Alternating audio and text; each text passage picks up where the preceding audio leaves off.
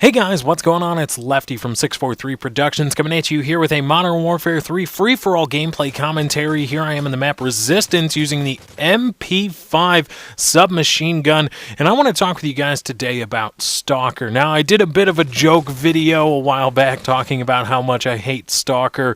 It was completely intended to be sarcastic and over the top, and that's what I was really going for, and I hope most of you, if not all of you, were able to receive that message from that video, that I was just being a little bit over the top for the sake of being over the top and funny. But really, no, seriously, I do hate Stalker. But the reason I hate Stalker isn't really for any of the reasons that I listed, although I do think, just for a joke's sake, I think it does increase melee range. The reason I hate Stalker the most is because when I'm running the support or the specialist strike package and I unlock the full specialist bonus that you get when you get either a 7 or 8 kill streak, depending on where you have hardline in the setup, whenever you get that, I don't run Stalker normally, and I don't have it as any of my unlocked perks. But when you get the specialist bonus, you get every perk in the game as well as every weapon proficiency. And so all of a sudden, when I get the specialist bonus, especially if I have an SMG in my hands, I've got the, I'm running faster, and now I've got extreme conditioning, and I've got Stalker. So now all of a sudden, when I get the specialist bonus, I start ADSing, and I'm still moving, but I'm just running all over the place. I'm moving way faster than I intended. I'm like, what's going on? Oh my god, why am I moving so fast? And that's why I hate Stalker. But I think after thinking about this for a while, and again, I don't know, I don't have any concrete data to back this up. This is just from what I see from playing the game so much and what I remember. And again, your brain is selective in what it remembers and what it wants to remember and all that. And I try to be objective about it.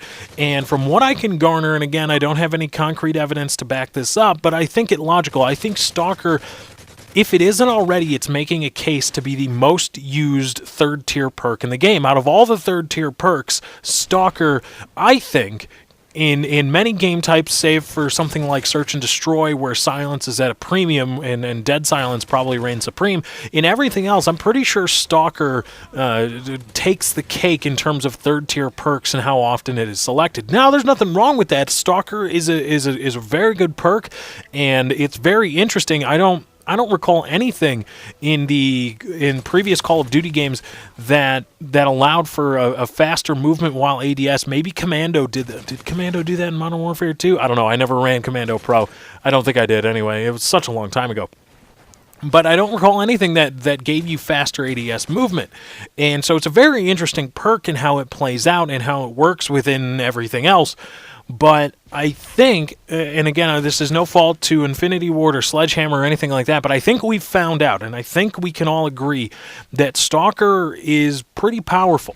I mean, we've never really had anything like this, and so nobody really knew what to expect when it was implemented. But now that we've seen it, and now that we've seen how we as Call of Duty players react to it and how we can use it, I think even the most ardent Stalker user can agree to say, well, yeah, it's a pretty powerful perk. That's why I run it, and it's a good perk. It is. It's not overpowered. It's just it's really good, and it does change the game in terms of how enemies react to you and how they expect you to react, and it allows you, I think, to do a little bit better because again, enemies aren't expecting you to be able to move the way you do.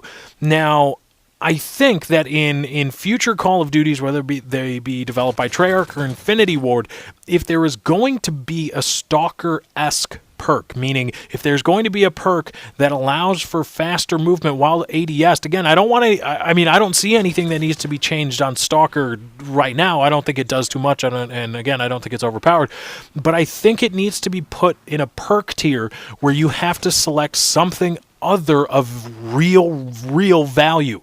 And I just don't think in Modern Warfare 3 that Dead Silence and Steady Aim, which really are the other two perks in the running here, do enough in order to say, ooh man, now it's a really hard decision or choice for me whether I want to give up Steady Aim or Dead Silence in favor of Stalker. I think maybe moving either Extreme Conditioning down to the third tier to make people choose between Extreme Conditioning and Stalker and Steady Aim and Dead Silence, or moving Stalker Stalker to, I would guess probably something like either probably the first tier would be my guess.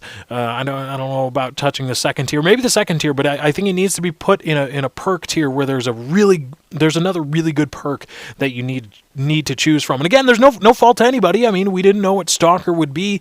We didn't know how it would play out, but I think we can all agree, and I think we all should agree, that Stalker, again, there may be nothing wrong with it in terms of being overpowered, but I think it is pretty powerful, and there needs to be a choice, at least a dichotomy of choice in its perk slotting. So I think in future Call of Duties, whether they be Infinity Ward or Treyarch developed, I think Stalker needs to be with other really impressive, really powerful perks to force people to make those hard decisions. But anyway, guys, that's my time. I got to get out of here. Thank you for joining. I hope you enjoyed. Be sure to drop a like on this video if you did enjoy.